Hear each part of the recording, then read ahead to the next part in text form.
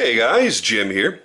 We're going to take a look at two more really amazing knives made by Mr. Michael Zieba out of Brooklyn, New York. Now you guys might recall I did a video on Michael just about a month or two ago, explained his backstory and everything else, and that was on that beautiful gold-plated knife that I said it was the only knife that I owned and have ever owned that I will never ever carry, because the finish that he had done replicated the finishing he did for the Academy Awards, because he did the plating for the Oscars. And I said, well, shit, I'm afraid to even get a mark on that. So that's going to kind of sit off to the side. And it has. It's never been in the pocket. And it's the one and only knife I've ever owned that has not gotten carried or used to some degree. He says, well, don't worry, because when your S2 is done, you're going to love that and you're going to carry that all the time. And this is the one that he was referring to. This is the one that I knew what was going to be done. What I wasn't aware of was a little surprise right here. And he actually completed this one before this one. And he says, oh, I'm going to send a little care package out to you. It's an EDC style knife. It's something that you're going to want to carry all the time and not worry about the finish. And I just think you're really going to enjoy it. And he didn't tell me anything else. The only thing he asked was, he goes, do you like flat satin black, or I'm doing a finish that replicates the look of a Harley Davidson motor, because he rides a Harley Davidson and he knows that I've owned Harley before. I said, you know what, that I don't know what the knife is, but I guess that crinkle finish sounds really cool. So that's what he did. And much to my surprise, this arrived and it was custom tailored to me. And you'll understand that when I flip it over. You might get a sense of that just from the color of the devil's tail clip. But I want to talk about the knives in general first, and then we'll talk about the specifics for each one. First off, and I'm going to keep it on this side here so we don't give anything away. Actually, does it really matter? No, it doesn't matter, because I've already put the pictures in the beginning of this video. See, when I'm doing these videos, I don't always know what I'm going to do. I don't know the pictures I'm going to take, but I already took the pictures. And I just realized there's no element of surprise here. So let's go ahead and put this down the proper way, and we'll do the same with this one. So what we're looking at here is an overall length of 8.375 inches with a 3.5 inch blade. The blades are both done in Bowler M390, hollow ground with a really slick looking harpoon.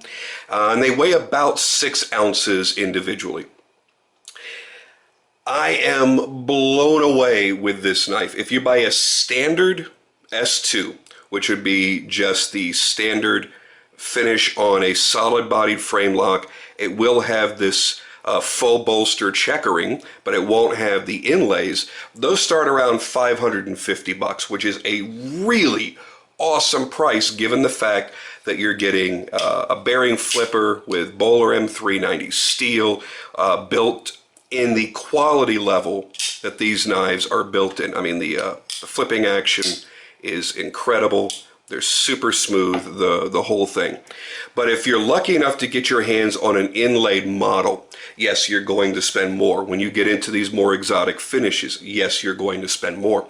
But his point really is about offering really high quality knives with unique features, or at least unique design, and doing so as affordably as he possibly can. We sat down to lunch one day when he came down. He was riding his Harley from New York down here through Texas, then across over to Alabama. Had a little road trip going with he and a friend of his. And we sat down for lunch at one of my favorite barbecue places out here in Dallas. And we were talking about that philosophy. He says, listen, I'm not looking to get rich off of knife making. He goes, I can make a whole bunch of really fancy knives and charge a whole bunch of money for them and watch people fight over them to try to get the few that I'm making, or I can concentrate on putting out the highest quality product that I can, make as many of them as I can, and price them affordably where more people can afford them and actually enjoy them. You know, because he makes chef's knives, kitchen knives, all kinds of other stuff. So he's used to making a product that people are actually going to use, not just sit and look at or collect, buy, sell, and trade. So he really wants somebody to get the full range of enjoyment. If you're just a collector that just buys, sells, and trades and has trophies, he wants to be able to satisfy you. If you're the type of person that's a user, it's going to go in your pocket all the time. It's going to be used to cut shit. He wants to satisfy you. So he's trying to cover everything in the knives that he makes. Let's talk about the fancier of the two first, and then we'll talk about the packaging and all that good stuff. So let's start here at the blade. Really nicely done. Great belt finish here on the primary and the front grind. So you have a hollow grind here, flat grind here, and this is a flat grind up on the swedge. Really nicely done. Nice satin on the flats. Get my fingerprints off of there. This did, by the way, just come directly out of my pocket today. I couldn't resist the chance to carry it for the past 2 days. I know I couldn't make the video yet, but I had to carry it, and oh my God, do I love this thing. As we make our way up here, you've got this really cool millwork here, almost like checkering, but it's much, much deeper, and each of the squares are much larger than what you would typically call checkering, and it does give you a little bit of additional traction. And right in the spot where you want it, because most people, not everybody, but most people, as you're flipping the knife, you're going to have your thumb in this general area. And if it's a really hard detent, which these are not, they're snappy but not hard, sometimes your thumb will kind of slide off and the knife will want to kind of do this number on you. So you've got a little bit of extra leverage there with the pattern that he's put in. Now, this particular variation does have the bullets inlaid, and this is where mine is going to be different from the rest that you're going to see. Number one, the finish, which is copper and black nickel over the titanium. Number two is the fact that he's doing 18 karat rose gold over titanium and copper back spacer and clip.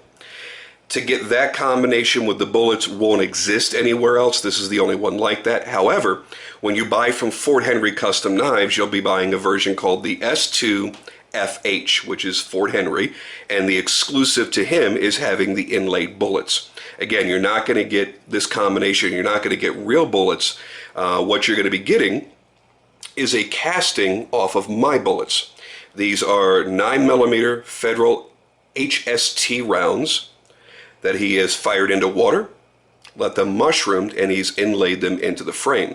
And the reason why it took so long for me to get this knife and why I got the other one first was he had to take those bullets before putting them in this frame and make a casting so that he can replicate these two bullets for the future production. So yours will look identical to mine. I don't know if you're going to see the copper jacket that's coming out from around the lead. I don't know exactly how he's going to do that. But these are the actual real fired bullets, which is, how friggin' cool is that, man? I'm a gun guy as well as being a knife guy, so this really suited me very, very well. The back spacer, as you see here, is partially raised. It's a 3/4 back spacer. Starts here flush and begins to get slightly raised so you can see the beauty of the rose gold from all sides. He keeps that raised profile around the butt and then tapers it back into the frame right there. Again, I've already carried it. I've already got a couple little scuffs on it. Not a big deal. And then there is that devil's tail clip. Also done in 18 karat rose gold. Very deep, rich rose. Very, very sexy. He is running a steel lock bar insert. And of course, that is also going to integrate the over travel stop so that you cannot overbend the titanium lock bar. As you see, it's extraordinarily smooth. It's very, very fast. And even though it's only a 3.5-inch blade, it feels bigger. There's just something about this particular blade profile that plays off a little bit larger. Now, as we move that to the side, we'll come over here to this bad boy. Those of you that follow me on Instagram already know this. Those of you that only watch me on YouTube don't. I own a Sublime Green Challenger Hellcat. So he wanted to make something special to me, and when he visited me in Texas, he got a big kick out of my license plate that he saw on it. That's actually my license plate. We have 2/3 of the Texas star off on one side, and then my plate actually says "You're slow." So yes, I am a fairly antagonistic person with a sense of humor, and luckily the cops find humor in that too, because I've gotten 4 tickets this year, but I've been pulled over 6 times. 2 of them let me go because they thought that was funny as shit. And then, of course, the SRT Hellcat logo right there. And these are actually naturally patinaed copper inlays. And you can see where it's been engraved in there. You can see the bright copper, and then you can see how much patina has actually taken place before he even shipped this to me. The entire frame, just like the other knife, is all titanium. It's a titanium frame lock with titanium clip and spacer. And what he's done is a special type of finish. If you're looking at this maybe in pictures, it might look like that truck bed liner stuff, but it's not. It's actually much smoother than that. What he's done is he's actually replicated the black crinkle finish that Harley-Davidson and other motorcycle companies, not just them, use on their engines. And then he has made a custom mix in a, not really a Duracoat. I'm trying to think of, the word is just completely escaping my brain right now, and I apologize. But the specified coating that he used here, he custom mixed the colors. It is almost 100% dead-on match to the Sublime green on my Hellcat. So very, very slick, very cool. And he knew that if he made a knife like this, I'd be tempted to carry it more often than all the rest. And so far, it's been true. I've been carrying this knife a lot. I really, really enjoy this knife a lot. Both knives are super, super sharp. It's not just about having good looking grinds, but he actually did a great job putting that final edge on there. Very, very sharp knives. Overall, the ergonomics of this thing, it fits wonderfully in my hand. It's almost like a perfect fit. I love the recesses that he's done here. He's contoured the frame nicely, so it's not just a slab-sided frame. It's nicely contoured. No sharp edges on the frame whatsoever. And that includes, by the way, his lock bar, and that's very, very important.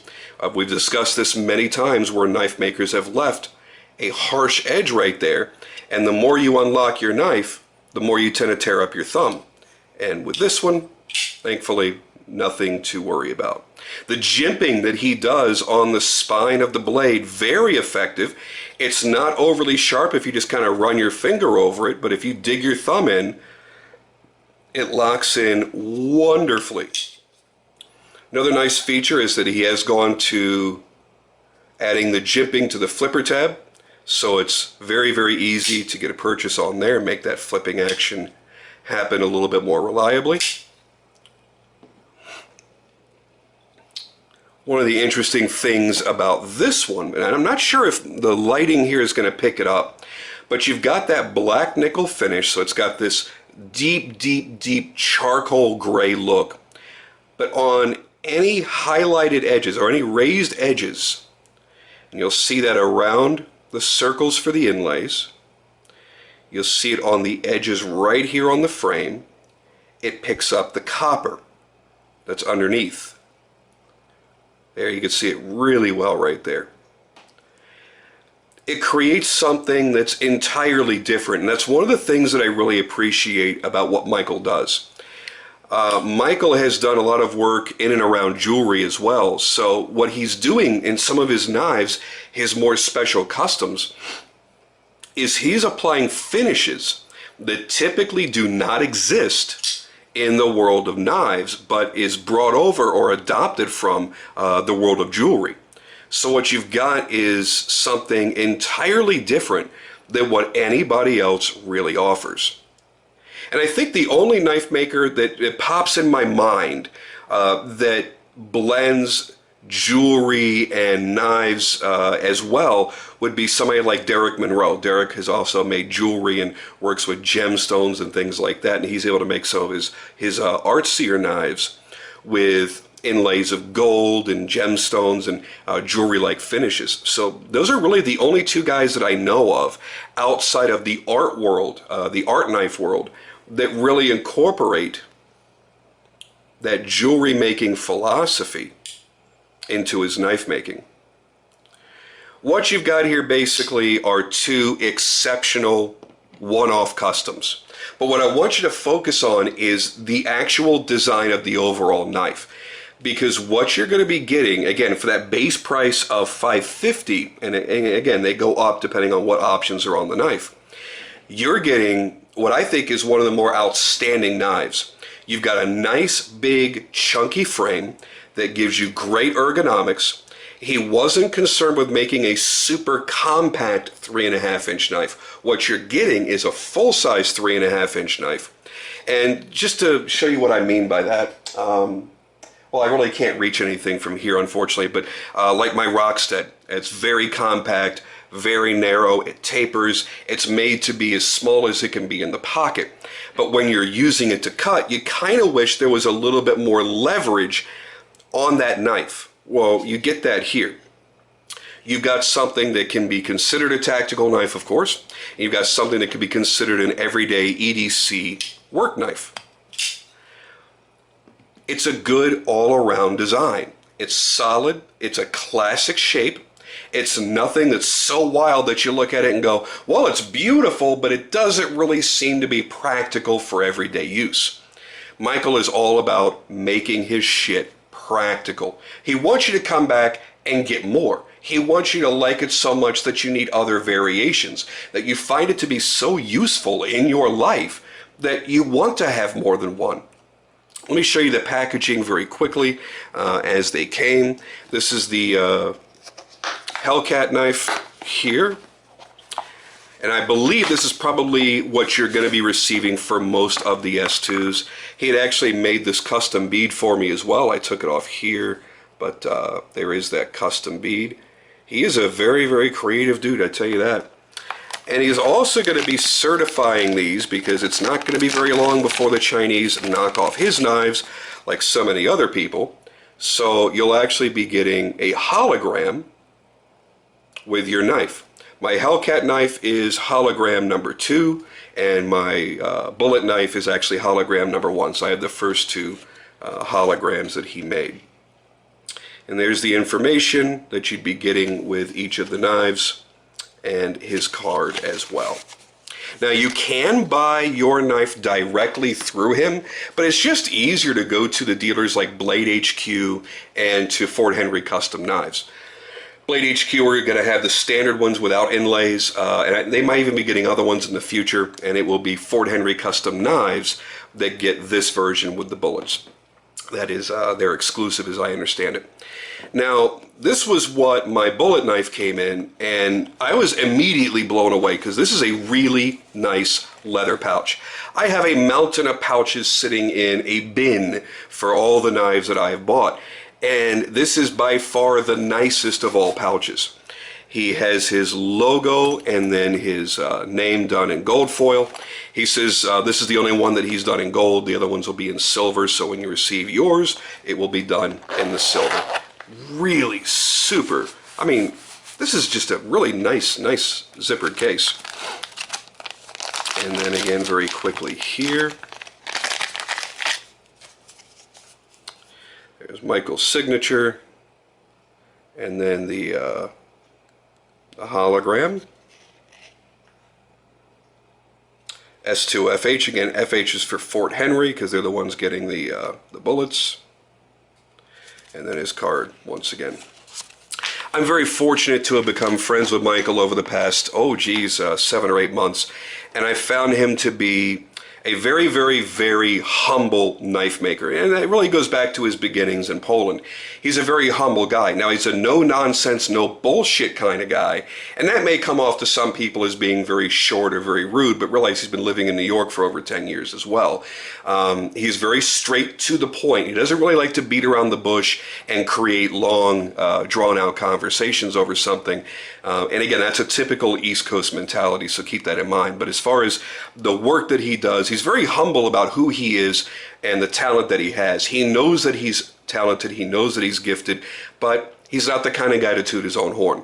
When I look at knives like this, and I look at the thought, especially that he put into this one, that he took the time to get to know me as an individual, to know what I would want without ever saying a word, without not even asking me a question. to know that I've had a few knives built to match my Hellcat, that I love my car, I love my knives. He wanted to tie something in together that would really match up well, to do something with my license plate. I mean, just those little things that shows that he pays attention and shows that he gives a shit. That's pretty fucking cool, and that's something that you don't often see from your everyday custom knife maker.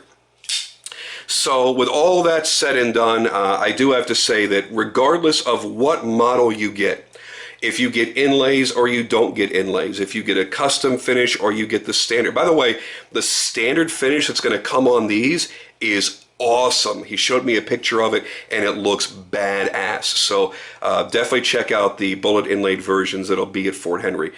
They do look badass. Doesn't matter which variation you get, you are getting a beautifully made, solid built, true everyday carry knife. And there's not a single thing I would change about these. I've always been the kind that I could find something in a design that I would change to suit my needs. And now that I'm beginning to make knives myself, I see even more things as I'm learning the processes, as I'm experimenting. And I look at some of the knives that I've got and I go, geez, if that was me making that, I probably would have done this better or changed this, or maybe not have done that and cheapened out on this or that for the price that they charged. And I'm telling you right now, there is nothing about these knives that I would change in any way. And you guys see that he's fired on all cylinders here. He's hit every area that I critique. It doesn't have a cheap spring clip. It's got a steel lock bar insert. It's got the over travel. All of the edges are nicely rounded off and easy to hold and carry and play with. He's got all the details that I would talk about in any of my videos and any of the areas that I would critique. Every little thing, down to the style of jimping the flipper tab. I always talk about that. So yeah, when I say there's nothing I would change, that's why, because he's already done everything right out of the gate. It's no surprise that he won Best New Knife Maker at the Blade Show 2016 because of putting in that level of thought and detail into each one of his knives. Alright guys, I'm going to go for now. This video is running a bit long. I will be back again, however, because Michael is going to be making some awesome new models coming up shortly, and I'm going to do my best to get my hands on one or two of those and bring them out here to you.